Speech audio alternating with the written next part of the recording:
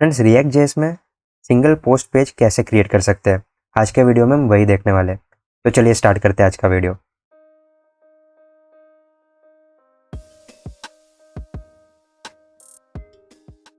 Friends, single post page create करने के लिए मैं यहाँ पे क्या करूँगा, हमारा जो पोस्ट का कंपोनेंट है मैं उसके अंदर जाऊँगा। तो यहाँ पे जो हमारा HTML रेंडर हो रहा है मैं वहाँ पे रिएक्ट राउटर डोम के लिंक कंपोनेंट का यूज़ कर लूँगा। तो इस डिव के अंदर जाऊँगा मैं और यहाँ पे मैं लिखूँगा लिंक, ठीक है। और इसके अंदर हम स्पेसिफाई करेंगे कि हमें कौन से URL पे रीडायरेक्ट करना है। तो यहाँ पे देंगे 2 और यहाँ पे हम डायनामिक देने वाले हैं, तो यहाँ पे मैं बैकटिक का यूज़ कर लूँगा। और यहाँ पे मुझे चाहिए कि ये जो हमारा पोस्ट है, अभी URL में हमें पोस्ट लिख के आ रहा है, ठीक है। इसके बाद अगर यहाँ पे कुछ ID हमें मिलती है तो हमें उसका सिंगल पोस्ट पेज ओपन करना है, ठीक है। तो वो कैसे करेंगे, यहाँ पे जाऊँगा मैं, यहाँ पे एक स्लैश दूंगा, पोस्ट स्लैश, और उसके बाद मैं अपनी ID पास कर दूंगा। तो ID किसकी होगी, हमारे पोस्ट की ID मैं यहाँ पे पास कर दूंगा, ठीक है। ये बन गया हमारा लिंक जिसे हमें विजिट करना है, जहाँ पे हमारा सिंगल पोस्ट रेंडर होगा, ठीक है। इसको क्लोज कर देता है, एक बार इसको सेव करके देख लेते हैं। यहाँ पे जो अभी पॉइंटर है मेरा वो आ गया है यहाँ पे, ठीक है। और आप अगर नीचे देखेंगे, जैसे मैं इस कार्ड के ऊपर होवर करता हूँ तो मुझे पोस्ट की ID और जो लिंक है वो भी यहाँ पे दिख रहा है, ठीक है। देखिए, इसमें ID अलग है और इसमें ID डिफरेंट। तो जितने भी हमारे पास पोस्ट है उनकी ID हमारे पास यहाँ पे लिंक में आ गई है, ठीक है। तो अब क्या होगा, अगर मैं इसको क्लिक करता हूँ तो अभी हमें कुछ भी नहीं दिख रहा है। क्यों? क्योंकि हमने अभी ये जो राउट है उसको सेटअप नहीं किया है, ठीक है। तो चलिए वापस से पोस्ट पे चलते हैं। तो अभी मुझे क्या करना है, ये जो राउट है हमारा उसको सेटअप करना है। तो मैं चलूँगा अपने pages.js में और इसको मैं अभी डुप्लीकेट कर लेता हूँ और यहाँ पे मैं डायनेमिक राउट पास कर दूंगा। डायनेमिक राउट पास करने के लिए हम कॉलन का यूज़ करते हैं और हमें जिस भी वेरिएबल से इसको एक्सेस करना है ये डेटा, उसका हम यहाँ पे नाम स्पेसिफाई कर देते हैं, ठीक है। तो यहाँ पे चलता है, यहाँ पे मैं एक कंपोनेंट फ़िलहाल के लिए क्या करूँगा, मैं यहाँ पे सिर्फ नॉर्मल JSX रिटर्न करवा दूंगा, ठीक है। तो एक पैराग्राफ रिटर्न कर देता है। तो अब क्या होना चाहिए, जैसे ही मैं यहाँ पे क्लिक करूँगा तो ये हमें सिंगल ऐसा लिख के दिखाना चाहिए, ठीक है। चलिए, ये आ गया यहाँ पे। वापस से चलते हैं अपने पोस्ट पे। तो अब मुझे क्या करना है, एक कंपोनेंट क्रिएट करना है जो हमारे सिंगल पोस्ट को डिस्प्ले करेगा, ठीक है। तो उसके लिए मैं चलता हूँ अपने फोल्डर स्ट्रक्चर में, पेजेस में मैं एक और फोल्डर क्रिएट करूँगा सिंगल, और उसके अंदर मैं एक इंडेक्स फाइल बना दूंगा। चलिए, ये हमारा फाइल बन गया। अभी इसमें RFAC और यहाँ पे कर देंगे सिंगल कंपोनेंट, ठीक है। मैं नेम एक्सपोर्ट को हटा के डिफ़ॉल्ट एक्सपोर्ट करवा दूंगा।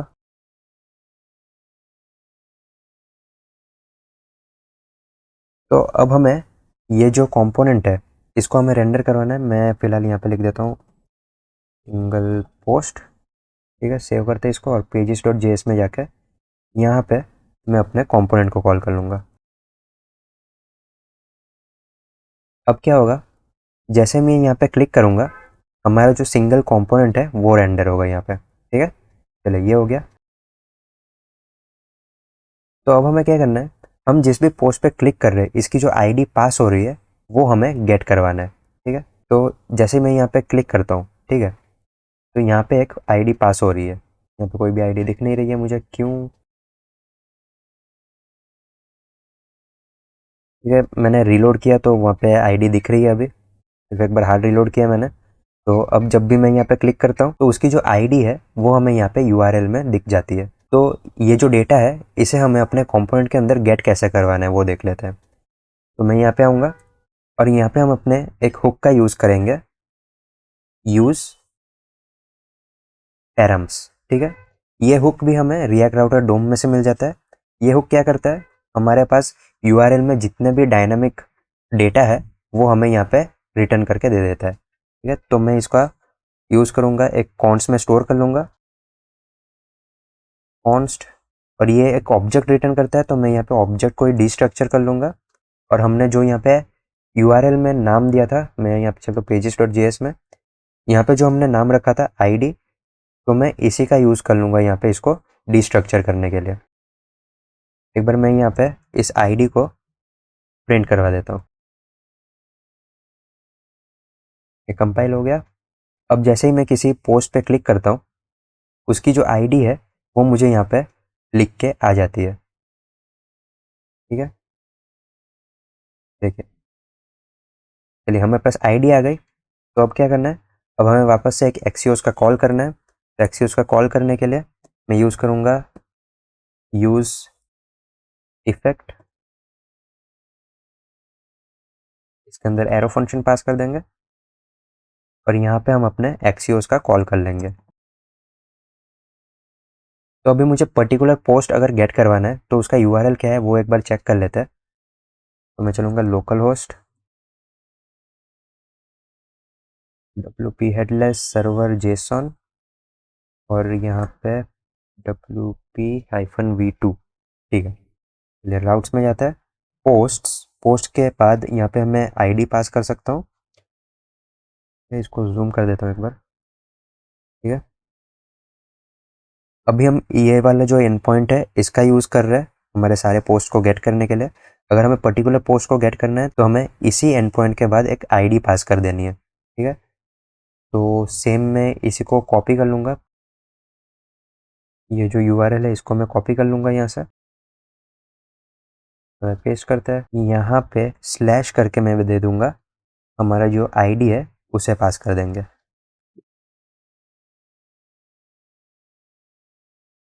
यूआरएल आ गई हमारे पास यहाँ पे, तो यहाँ पे कर देते हैं डॉट, देन हमारे पास यहाँ पे रिस्पॉन्स आ जाएगा। रिस्पॉन्स को यहाँ पे कंसोल लॉग करवा देता हूँ फिलहाल। डॉट कैच भी करवा लेते हैं, अगर कोई एरर आती है तो एरर वेरिएबल में स्टोर करवा दूंगा और यहाँ पे लॉग करवा देंगे एरर, ये स्ट्रिंग होगा। यहाँ पे कर दूंगा err डॉट मैसेज। चलिए इतना हो गया। अब अगर मैं यहाँ पे चलूँ और यहाँ पे देखिए, ये जो कॉल है वो हमारा यहाँ पे लग गया है और हमें रिस्पॉन्स भी यहाँ पे मिल गया है। तो इसको थोड़ा मैं ऊपर कर लेता हूँ, रिक्वेस्ट रिस्पॉन्स। देखिए, रिस्पॉन्स में हमारे पास जो पूरा डेटा है वो सब कुछ हमें यहाँ पे मिल रहा है। उसका स्टेटस क्या है, टाइप क्या है, कंटेंट हमें मिल गया, यहाँ पे टाइटल वगैरह सब कुछ यहाँ पे मिल गया है। तो ये जो डेटा है इसको प्रिंट करवा लेते हैं। तो उसके लिए मैं एक यहाँ पे स्टेट ले लूँगा। अब देखिए, जो हमारा रिस्पॉन्स है वो एक ऑब्जेक्ट रिटर्न कर रहा है हमें। ठीक है, यहाँ पे रिस्पॉन्स चेक कर लेते हैं RES। देखिए, वो एक ऑब्जेक्ट रिटर्न कर रहा है। तो ये जो मैंने स्टेट बनाया उसको मैंने इनिशियल वैल्यू दे दिया ब्लैंक ऑब्जेक्ट की। ठीक है, तो चलिए यहाँ पे कर देते हैं सेट रिस्पॉन्स। तो अब यहाँ पे प्रिंट करवा लेते हैं डेटा। तो यहाँ पे मैं चलूँगा, पहले हम चेक कर लेंगे पोस्ट में हमारे पास कोई डेटा है या नहीं। तो इसको कर्ली ब्रैकेट में रख देते हैं।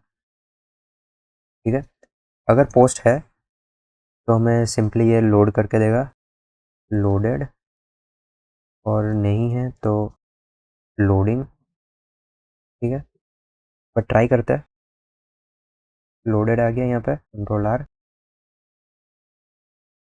अब देखिए, हमारा जो रिक्वेस्ट है वो यहाँ पे लगता जा रहा है। क्यों? क्योंकि मैंने यहाँ पे एक छोटी सी गलती कर दी है। जो यूज़ इफेक्ट है उसमें हमें सेकंड एक आर्ग्यूमेंट पास करना है, ब्लैंक डिपेंडेंसी एरे, जिससे कि जो हमारा यूज़ इफेक्ट है वो सिर्फ इनिशियल लोड पे ही चले। एक बार फिर से रिलोड करते हैं, हमारे पास यहाँ पे डेटा लिख के आ गया है। एक मैं काम करता हूँ यहाँ पे, आई थिंक जो हमारा पोस्ट ये कंडीशन है वो काम नहीं कर रहा है। तो मैं एक काम करता हूँ, यहाँ पे ले लेता हूँ ऑब्जेक्ट डॉट कीज, और यहाँ पे मैं पास कर दूंगा इसको लेंथ चेक करवा लेंगे। ठीक है, तो ये क्या करेगा, हमारे ऑब्जेक्ट के अंदर कितने कीज़ है वो हमें काउंट करके देगा यहाँ पे। ठीक है, तो एक बार इसको ट्राई करते हैं, रिलोड करते हैं, लोडिंग आया और फिर यहाँ पे लोडिंग आ गया। तो ये हमारी कंडीशन बन गई। मैं एक काम करता हूँ, ये जो सेम कंडीशन है मैं हमारे पोस्ट पेज पे भी रख देता हूँ, क्योंकि वहाँ पे भी जब लोडिंग होता है तो वो हमें पता नहीं चलता है। तो सेम इसी का यूज़ करेंगे, कंट्रोल वी को पोस्ट कर देता हूँ। ठीक है, और यहाँ पे मैं 10% की जगह पे क्वेश्चन मार्क लगा देता हूँ। और ये जो राउंड ब्रैकेट ख़त्म हो रहा है यहाँ पे, नहीं ये वाला नहीं, हाँ ये वाला, यहाँ पे मैं कॉलन यूज़ करूँगा और यहाँ पे मैं लिख दूँगा लोडिंग। ठीक है, चलिए इतना हो गया। यहाँ पे ये ट्रू कंडीशन है तो हमारा मैप चलेगा, तो फिर मैं काम कर देता हूँ, यहाँ पे नॉट लगा देता हूँ। तो क्या होगा, अगर यहाँ पे ज़ीरो रिटर्न करता है लेंथ में, तो वो नॉट की वजह से इसको ट्रू कर देगा और मैप हमारा चलाएगा। एक्चुअली तो ऐसा नहीं होना चाहिए था। तो एक मिनट चेक कर लेते हैं, सेव करता हूँ मैं। अब पहले हो गया, अब पोस्ट के में पेज में चलते हैं। देखिए यहाँ पे लोडिंग दिखा रहा है, और जैसे ये लोड हो जाएगा तो हमारा जो डेटा है वो यहाँ पे दिखना चाहिए। चलिए ये भी दिख गया। ओके, सिंगल पे चलता है लोडिंग, और उसके बाद जो हमारा डेटा है वो दिखेगा। चलिए तो हमारा डेटा भी शो कर देते हैं यहाँ पे, और मैं नीचे ले लेता हूँ। हमारा लोडेड है, यहाँ पे हमारा डेटा दिखेगा। तो मैं यहाँ पे क्या करूँगा, सर्कल ब्रैकेट यूज़ कर लूँगा, तो हमें पता चला कि ये हमारा एक पार्ट है। तो कोई एरर दे रहा है, क्या एरर है, annotation can only B use in TypeScript. Okay okay, ठीक है ठीक है। यहाँ पे हमने कुछ लिखा नहीं है, इसी वजह से ये एरर दे रहा है। एरर निकल गई। तो यहाँ पे हमें कोई JSX रिटर्न करना है, तो मैं यहाँ पे एक डिव बना लेता हूँ। इस नेम दे देते हैं, पैडिंग 5 दे देता हूँ मैं। तो यहाँ पे हमें क्या करना है, हमारा जो डेटा है उसे यहाँ पे रिप्रेजेंट करना है। तो यहाँ पे सबसे पहले इमेज ले लेते हैं। मैं एक डिव क्रिएट करूँगा, उसके अंदर एक IMG टैग ले लेंगे। ठीक है, SRC। अब देखिए, अब अगर मैं आपको रिस्पॉन्स ऑब्जेक्ट दिखाऊं, तो हमारे पास रिस्पॉन्स ऑब्जेक्ट के अंदर भी जो हमारा फीचर्ड इमेज है वो यहाँ पे नहीं मिलता है। वर्डप्रेस बाय डिफ़ॉल्ट हमें वो फीचर्ड इमेज जो है वो रिटर्न करके नहीं देता है। ठीक है, कहाँ गया डेटा, ये रहा। ओके, रिस्पॉन्स के अंदर जो डेटा है वहाँ पे हमारा एक्चुअल जो ऑब्जेक्ट है वो है। तो मैं जब सेट कर रहा हूँ ना, मैं यहाँ पे रिस्पॉन्स डॉट डेटा ही सेट कर देता हूँ। ठीक है, सेव करते हैं, अभी कंसोल क्लियर कर देता हूँ। ओके, एरर आ रहा है। ओके ओके, यहाँ पे मैंने SRC को ब्लैंक छोड़ दिया इसीलिए। देखिए हमारे पास ऑब्जेक्ट आ गया, उसके बाद अंदर हमारे पास यहाँ पे डेटा आ गया। तो एक बार देख लेते हैं हमारे पास कौन कौन सा डेटा आ रहा है।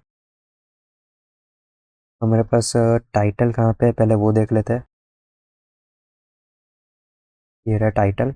यहाँ पे मैं एक और डिव क्रिएट कर लेता हूँ, इसके अंदर H1 यूज़ कर लेते हैं।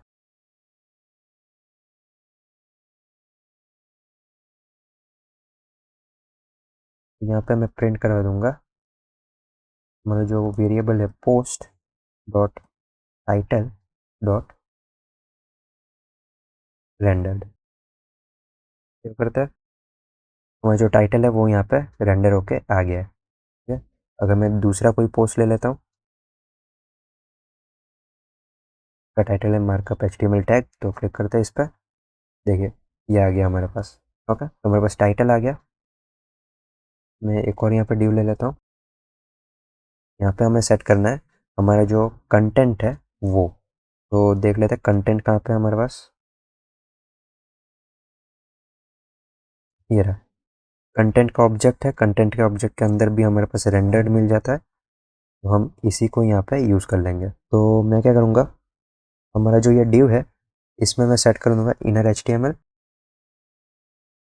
इसमें हमें ऑब्जेक्ट पास करना है, ऑब्जेक्ट की होती है अंडरस्कोर अंडरस्कोर HTML, और जो हमारा डेटा है वो हम यहाँ पे पास कर देंगे। तो देंगे post dot content dot rendered.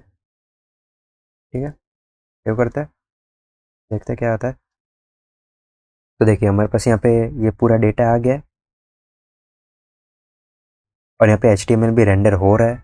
अगर आपको नहीं पता है कि डेंजरसली सेट इनर HTML से क्या होता है तो आप मेरा लास्ट वीडियो देख सकते हैं, उसमें मैंने एक्सप्लेन किया है कि डेंजरसली सेट इनर HTML का यूज़ हम कब करते हैं। ठीक है, तो चलिए अब देख लेते हैं कि ये जो पोस्ट है उसका जो फीचर्ड इमेज है वो हम यहाँ पे कैसे डिस्प्ले कर सकते हैं। लेकिन आप अगर यहाँ पे रिस्पॉन्स ऑब्जेक्ट में देखेंगे तो डेटा के अंदर जो हमें पोस्ट मिल रहा है उसमें कहीं पे भी उसमें कहीं पे भी हमारे पास जो फीचर्ड इमेज है उसका URL नहीं आ रहा है। ठीक है, देखिए हमारे पास यहाँ पे फीचर्ड मीडिया का आईडी आ रहा है लेकिन उसका SRC नहीं आ रहा है। तो अगर आईडी हमें मिलता है तो हमें फिर से एक और API कॉल करना पड़ेगा जिससे हम उसको मीडिया SRC को फैच करें। लेकिन हम ऐसा कर सकते हैं कि ये जो रिस्पॉन्स है उसके अंदर ही हमारा जो फीचर्ड इमेज का SRC है हम उसको ऐड करवा दें। ठीक है, तो वो कैसे करवाना है, तो उसके लिए हमें अपने वर्डप्रेस में जाना पड़ेगा। तो यहाँ पे मैं करता हूँ Ctrl+P, यहाँ पे IWS custom code dot PHP, इसको ओपन कर लेते हैं। और यहाँ पे हमारा जो रिस्पॉन्स है, जो हमारा WP REST API का जो API है उसके रिस्पॉन्स में हमें एक फील्ड ऐड करना है।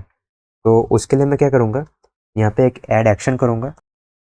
एक्शन क्या होगा हमारा, REST API init, मतलब हमारे जो REST API है जो जब वो इनिशिएट होंगे वो हमारा ये जो फंक्शन है वो कॉल करेगा। ठीक है, तो यहाँ पे मैं एक अनोनिमस फंक्शन डाल देता हूँ और इसके अंदर हमें हमारा जो API है उसमें एक फील्ड रजिस्टर करना है। तो उसके लिए हमारे पास एक फंक्शन है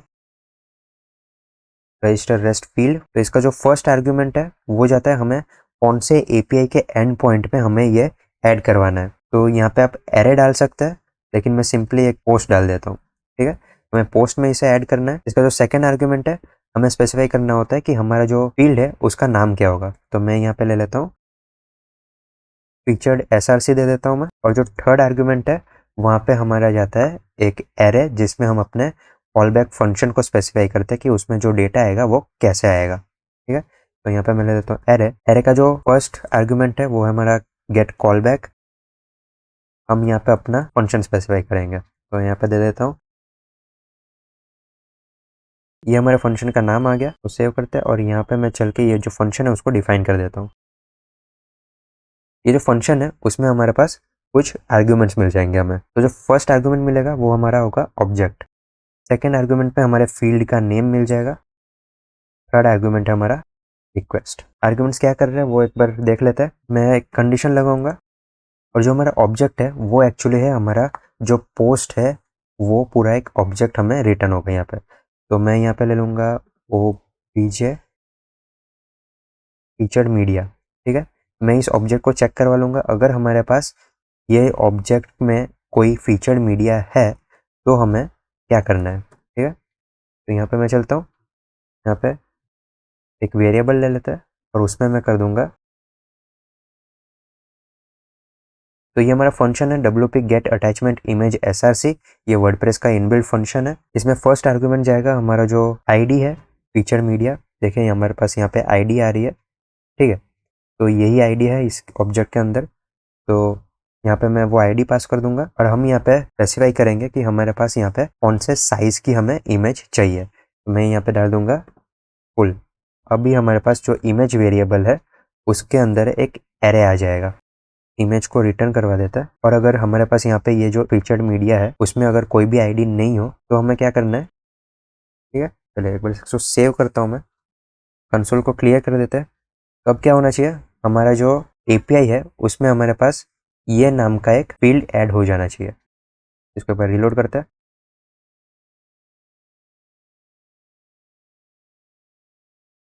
देखिए यहाँ पे हमारे पास फीचर्ड SRC करके यहाँ पे फील्ड ऐड हो गया और इसके अंदर हमें एरे मिल जाता है। ठीक है, तो एरे में देख लेते हैं क्या है।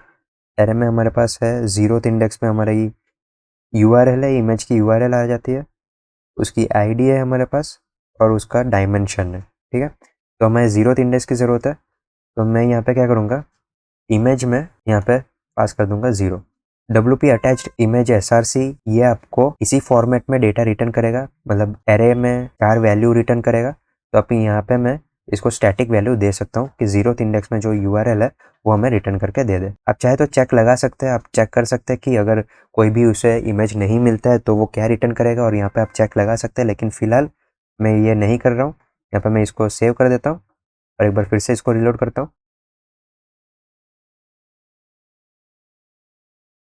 देखिए फीचर्ड एसआरसी में हमारा जो लिंक है वो हमें यहाँ पे मिल गया है। तो मैं अब यहाँ पे क्या कर सकता हूँ, जो इमेज का एसआरसी हमने लिया था यहाँ पे, तो यहाँ पे मैं जाऊँगा, करूँगा पोस्ट डॉट फीचर्ड एसआरसी और इसको सेव कर दूंगा। देखिए हमारा जो फीचर्ड मीडिया है वो भी यहाँ पे प्रिंट होके आ गया है। चलिए फ्रेंड्स, तो ये था आप रिएक्ट जेएस में डायनेमिक राउट कैसे सेट करते हैं और सिंगल पोस्ट पेज कैसे क्रिएट कर सकते हैं। अगर आपको ये वीडियो अच्छा लगा हो, इसमें से कुछ नया सीखने को मिला हो, तो अपने फ्रेंड्स के साथ इसे शेयर कीजिए, इसे लाइक कीजिए। मिलते हैं अपने नेक्स्ट वीडियो में, तब तक के लिए take care and good bye.